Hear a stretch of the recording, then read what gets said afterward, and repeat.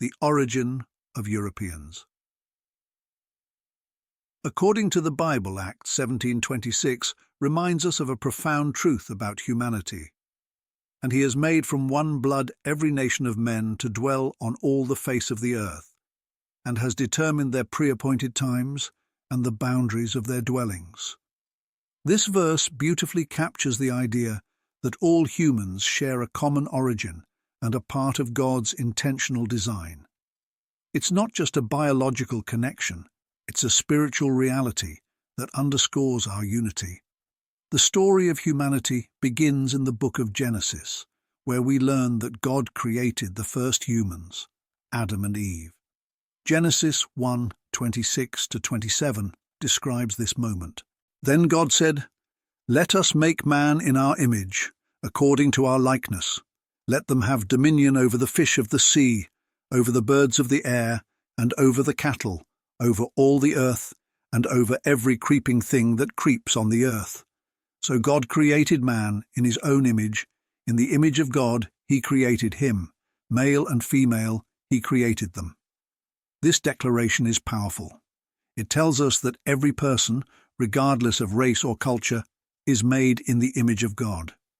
That means we all carry inherent value, dignity and purpose, qualities that unite us at the deepest level. After the creation of Adam and Eve, the Bible recounts a pivotal event, the Great Flood. This story reshaped humanity's path. Genesis 7:23 describes the flood's impact.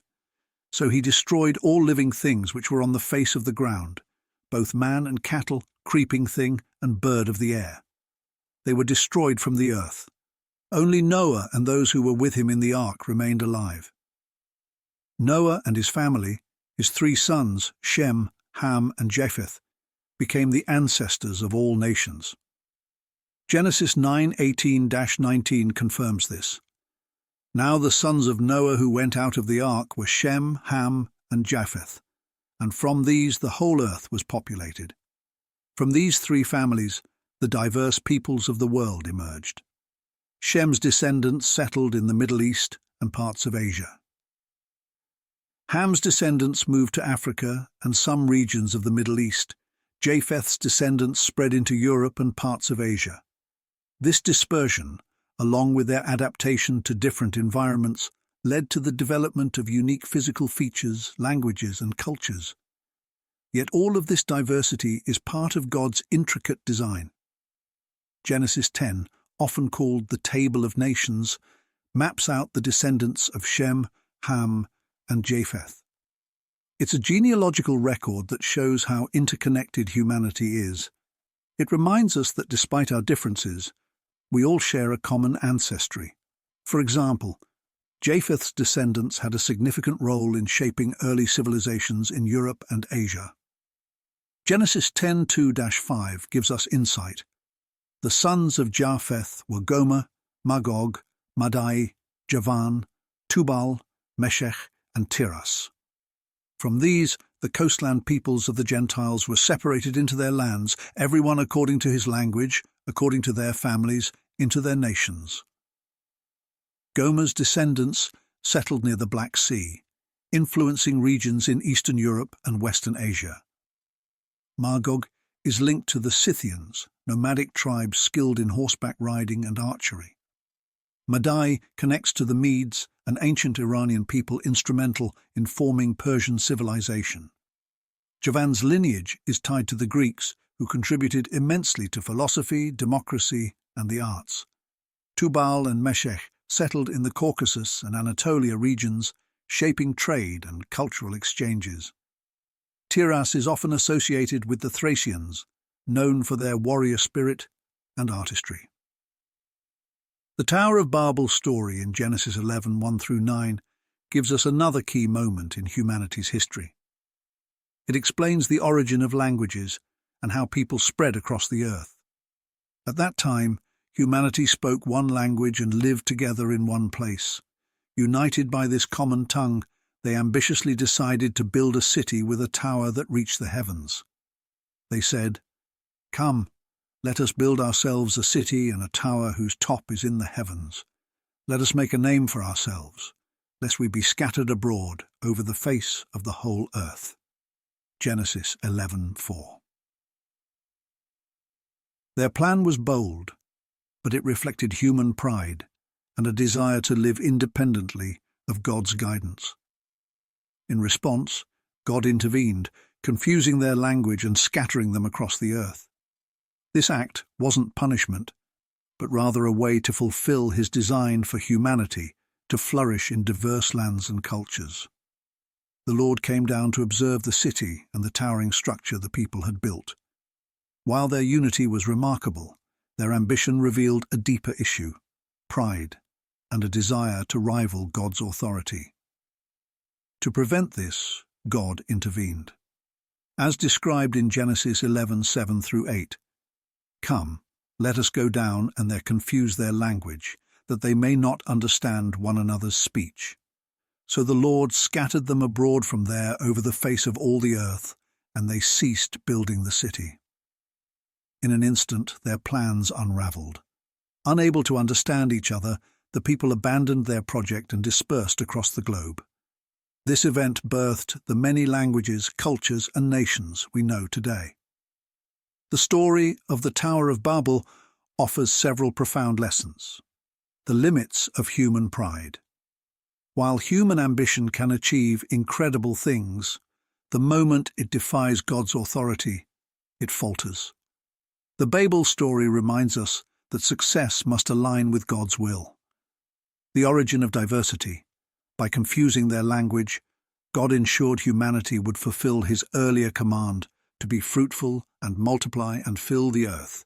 Genesis 9:1. This dispersion fostered the growth of unique civilizations, each with distinct languages, customs, and ways of life. The value of communication. Babel highlights the importance of understanding and connection among people. While the scattering created linguistic barriers, it also set the stage for the richness of human diversity.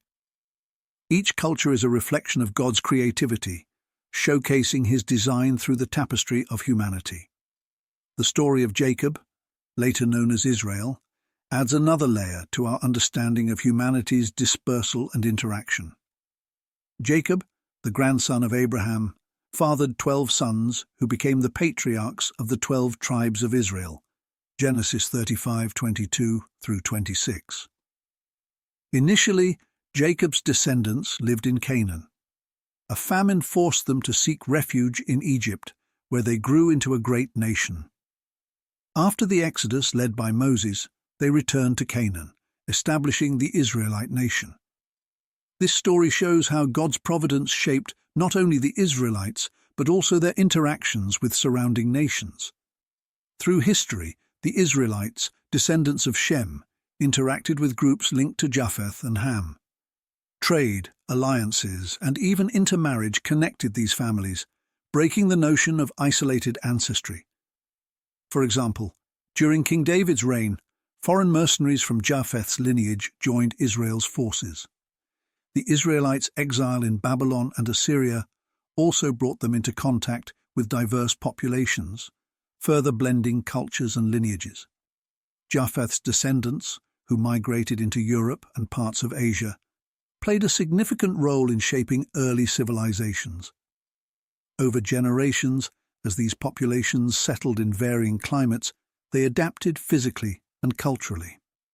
For instance, skin color evolved based on environmental conditions, highlighting the brilliance of God's design. Melanin and climate adaptation. Populations in sunny regions like Africa developed darker skin to protect against intense UV radiation.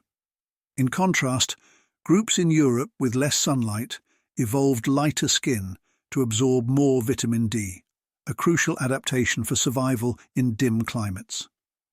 Body shape and heat regulation.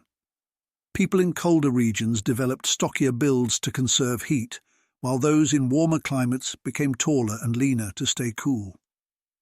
This adaptation showcases the beauty of God's providence, allowing humanity to thrive across the globe. The diversity of humanity isn't random, it's intentional. Job 12:7-10 captures this beautifully. Ask the animals, and they will teach you, or the birds in the sky, and they will tell you, or speak to the earth, and it will teach you, or let the fish in the sea inform you. Which of all these does not know that the hand of the Lord has done this? In his hand is the life of every creature, and the breath of all mankind. This interconnectedness reminds us that every aspect of creation, including human diversity, is a testament to God's wisdom and creativity. By his design, the many cultures, languages, and physical traits we see today enrich our world and reflect his glory. Would you like to explore more about how this theme connects to modern society or spiritual growth? Acts 17:26 captures a profound truth about the unity and diversity of humanity.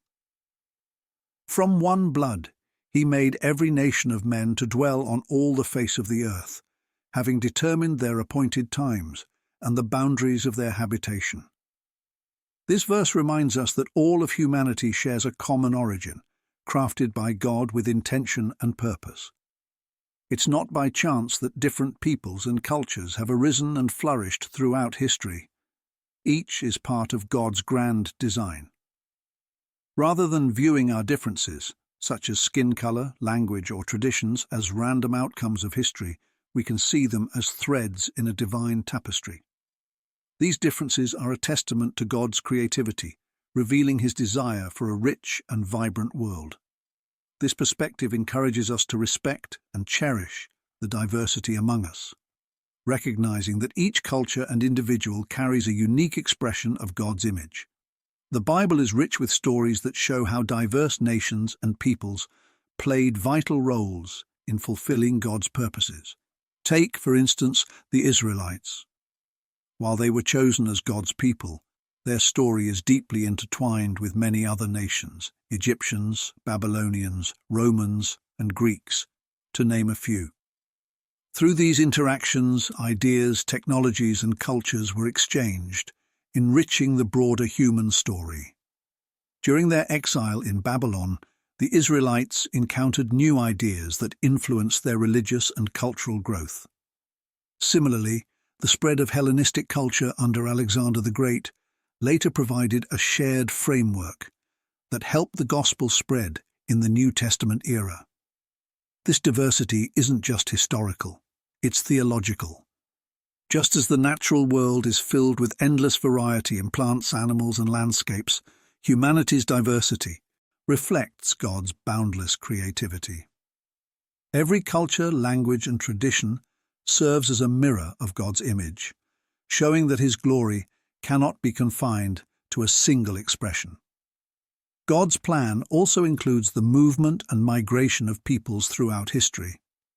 These migrations, whether voluntary or forced, have shaped civilizations and brought about cultural exchanges that have defined the human experience.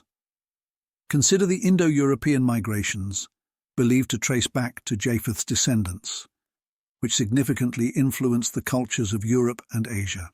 Or think of Ruth, a Moabite woman, whose faith and loyalty led her to become an ancestor of King David and ultimately Jesus Christ.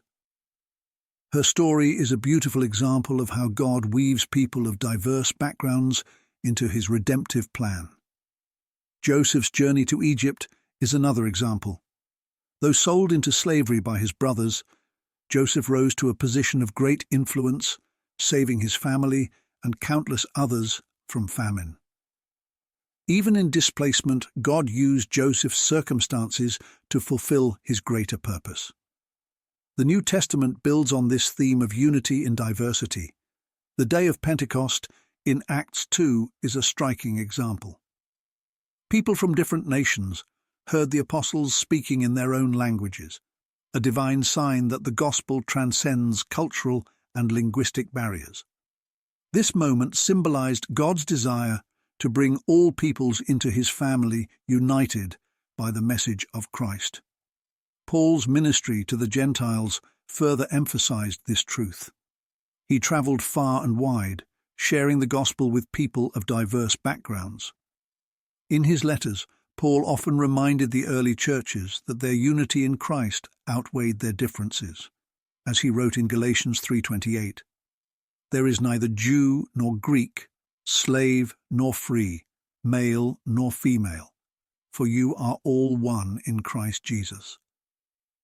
This message of unity calls us to treat everyone with dignity and respect, knowing that each person is part of God's plan. It challenges us to look beyond superficial differences and appreciate the unique contributions that every individual and culture bring to the world. Ultimately, the Bible paints a beautiful vision of humanity's diversity, united in worship. Revelation 7:9 describes this scene. "After these things, I looked, and behold, a great multitude which no one could count, from every nation and all tribes, peoples and tongues, standing before the throne and before the Lamb, clothed in white robes, and palm branches were in their hands." This breathtaking picture reminds us that diversity is not a barrier to unity. It's a reflection of God's glory. Every language spoken, every culture represented, and every face in that multitude will declare the greatness of God together. The idea of divine providence in human diversity transforms the way we view our differences. It's a call to celebrate the richness of God's creation, to seek unity without erasing uniqueness, and to embrace the beautiful variety of humanity as part of God's intentional design. By recognizing His hand in every culture and every story, we honor the Creator who delights in the richness of His creation.